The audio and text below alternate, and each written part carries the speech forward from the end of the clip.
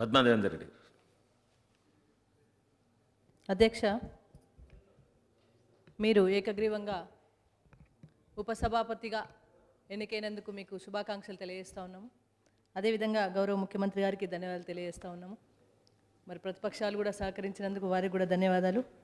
ముఖ్యంగా మీరు మీ రాజకీయ జీవితాన్ని మరి ప్రారంభించినప్పుడు 2001లో మీరు కార్పొరేట్గా నిలబడ్డ సందర్భంలో మీ డివిజన్కు ప్రచార నిమిత్తం అక్కడ రావడం జరిగింది అధ్యక్ష. అప్పుడే మీరు మాకు పరిచయం కావడం జరిగింది. మరి అప్పటి నుండి కూడా అంచెలంచెలుగా ఎదిగి ఒక కార్పొరేట్ స్థాయి నుండి ఉద్యమంలో మరి పాదం మోపి ఉద్యమంలో కూడా మరి అనేక అవాంతరాలు, ఇబ్బందులు, ఆటుపోట్లను కూడా ఎదుర్కొని ఒక శాసనసభ్యునిగా 2004లో ఎన్నికవడం, తదనంతరం కూడా మరి మళ్ళీ ఉద్యమంలో కూడా చాలా కీలకమైన పాత్ర పోషిస్తూ 2014లో మళ్ళీ గెలవడం, తర్వాత మంత్రిగా కూడా మీ పాత్రను మరి సునాయాసంగా పోషించడం జరిగింది అధ్యక్ష. మరి మీరు మెదక్ ప్రాంతానికి కూడా చాలా సందర్భాల్లో రావడం, ముఖ్యంగా తెలంగాణ రాష్ట్రంలోనే మొట్టమొదటి ఎక్సైజ్ భవనాన్ని ప్రారంభించడానికి మీరు మెదక్ రావడం జరిగింది అధ్యక్ష. ఆ సందర్భాల్లో కూడా మా ప్రాంత ప్రజలకు అనేక రకాల సహాయ సహకారాలు అందించడమే కాకుండా ఈత చెట్ల పెంపకం గురించి కానీ మిగతా కుటుంబ విషయంలో కూడా మీరు చేసిన చొరవను కానీ అక్కడ తెలియజేయడం జరిగింది అధ్యక్ష.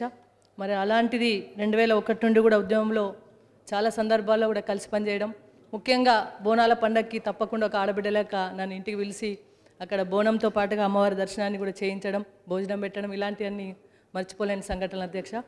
మరి ఎన్నో సందర్భాల ఉద్యమంలో కూడా రాస్తా రోకోలు కావచ్చు, ధర్నాలు కావచ్చు, హైదరాబాద్ నగరంలో జరిగిన ఏ మీటింగ్లో అయినా కానీ మీ పాత్ర చాలా కీలకం.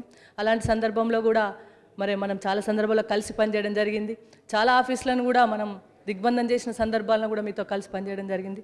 అలాంటి మీరు మరి ఉన్నత స్థానాన్ని అధిరోహించినందుకు మీకు మరొకసారి శుభాకాంక్షలు. ఈ సభను అంటే నేను కూడా డిప్యూటీ స్పీకర్గా చేసిన కాబట్టి ఆ సీటు యొక్క అత్యున్నతమైన స్థానం అది. కాబట్టి ఆ స్థానానికి ఇంకా గౌరవాన్ని ఇనుమడింపజేసే విధంగా ఈ సభను సజావుగా నడపడం కోసం సమర్థవంతమైన చర్చలు జరిగి, అర్థవంతమైన చర్చలు జరిగి ప్రజలకు ఉపయోగపడే విధంగా మీరు చేస్తారు. ఎందుకంటే మీకు కన్విన్స్ నేచర్ ఉంది కాబట్టి, ఎవరినైనా సరే కన్విన్స్ చేస్తారు కాబట్టి అలాంటి నేచర్తోనే ఈ సభను సజావుగా నడుపుతారని చెప్పి భావిస్తూ మీకు ఆ సమర్థతను, ఆ ధైర్యాన్ని భగవంతుడు ఇవ్వాలని, మీకు ఆయురారోగ్యాలు ప్రసాదించాలని కోరుకుంటూ నేను సెలవు తీసుకుంటున్నాను అధ్యక్ష.